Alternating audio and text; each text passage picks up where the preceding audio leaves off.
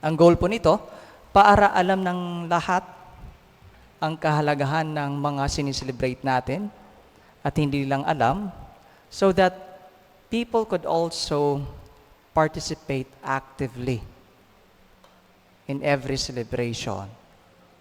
Para alam nilang lahat, aware ang kahalagahan ng ng mga sakramento ng simbahan. Ngayong araw, isa sa mga bagay na binibigyang diin, nire-remind tayo, ay ang misyon natin bilang Kristiyano.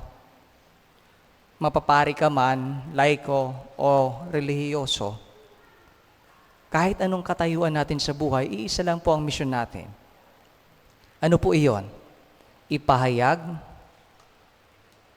ang salita ng Diyos, ang mabuting balita ng Panginoon. Pero hindi lang po ipahayag. Sabi sa reading, ipahayag na walang labis at walang kulang. Hindi parang chismis na ang chismis kasi dito, pag chinismis ka, nabuhay ka dito, pagdating mo doon sa kabilang kanto, patay ka na. Hindi, ito, walang labis, walang kulang.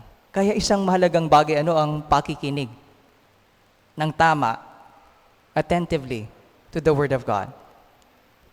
Ang unang pagbasa natin ay mula po sa aklat ng Deuteronomio. Sabi dito, huwag niyong dagdagan o bawasan ang iniuutos ng Diyos sa inyo. Huwag dagdagan, huwag bawasan, kailangan sakto. Bilang mga Kristiyano, pinapaalala sa atin ang kahalagahan. Ang misyon nating palaging ipahayag ang mabuting balita ng Panginoon na walang labis at walang kulang. Naalala ko yung isang matandang pari sa amin na one time, pumunta daw siya sa malayong lugar, upstream, barangay, to celebrate Mass. Pagkatapos niyang magmisa, kasama niya yung sakristan, bilhin nilang nung sakristan yung kolekta, sabi nung sakristan, Father, ito lang po ang koleksyon. Sabi ng pare, hayaan mo, hindi naman yan yung pinunta natin dito. Ang pinunta natin dito para ipahayag ang mabuting balita ng Panginoon sa mga taga rito. Primacy of preaching the Word of God. Sa second reading natin, sabi ng second reading, God is planting His Word in us. Parang nagpa-farm ang Panginoon. Like now, nagtatanim po ang Panginoon. Through His Word, tinatanim ngayon sa mga puso natin. Tinatanim. At sana mangugat, At hindi lang mangugat. Sana mamunga. Mangugat ng maayos, maging healthy at mamunga. Ito yung sinasabi ng second reading. At sana, ang prayer sa second reading, sabi, sana tanggapin. Diba, sabi ko nga, dalaw po ang communion sa misa. So tuwing sineselebrate po natin ang liturgy of the Word, we receive God. Communion. Liturgy of the Eucharist, we also receive God. Dito in the form of Word, sa ating liturgy of the Word. Isang magandang halimbawa, wag na po tayong lumayo. Isang magandang halimbawa ng taong marunong makinig ay walang iba kundi ang ating mahal na ina ng Peña, si Mama Mary. Marunong makinig. He said, yes, Lord. Kanina may mga kinasal.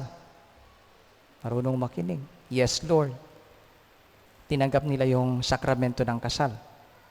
Siguro isang malagang tanong na dapat itanong natin sa sarili ay, how can we become a credible apostle? A credible preacher? Dalawang bagay po. Sabi ko nga, dapat marunong tayong makinig. Sakto po ang balita na pinakikinggan natin. Walang labis, walang kulang. Pero hindi lang po yan ang kailangan. Sabi dito sa second reading, isagawa. Isagawa. Well, sa gospel, ang term na ginamit ay isabuhay. Isabuhay. It's different pag turo lang po tayo ng turo tapos iba yung ginagawa natin. Hindi nagja-jive. For example, if you're a father and you're a drunkard and you say to your son na, ay, huwag kang uminom, hindi mabuti yung pag-inom. Tapos, inom ka ng inom. Do you think he will believe you? Of course not. Dapat nagja-jive yun, yung salita at ang gawa. Parang word made flesh. We put flesh to what we say. Sa ating gospel today, narinig po natin ang mga pangalang Pharisees o mga terminong Pharisees at Scriba. During Jesus' time, ito yung mga taong edukado, educated. Alam nila yung mga batas. Yung Scriba, they were recorders ng mga documents. In other words, educated sila at mataas yung katungkulan nila. Ngunit, ang pagkakaiba nito dahil sila ay naging self-centered. Well, they preached with an intention of getting something for themselves. Not really for guiding the people. Not really for guiding the people. At ayaw ng Diyos na maging kagaya tayo nila. Today, we are invited by God to listen to His voice, to live His word.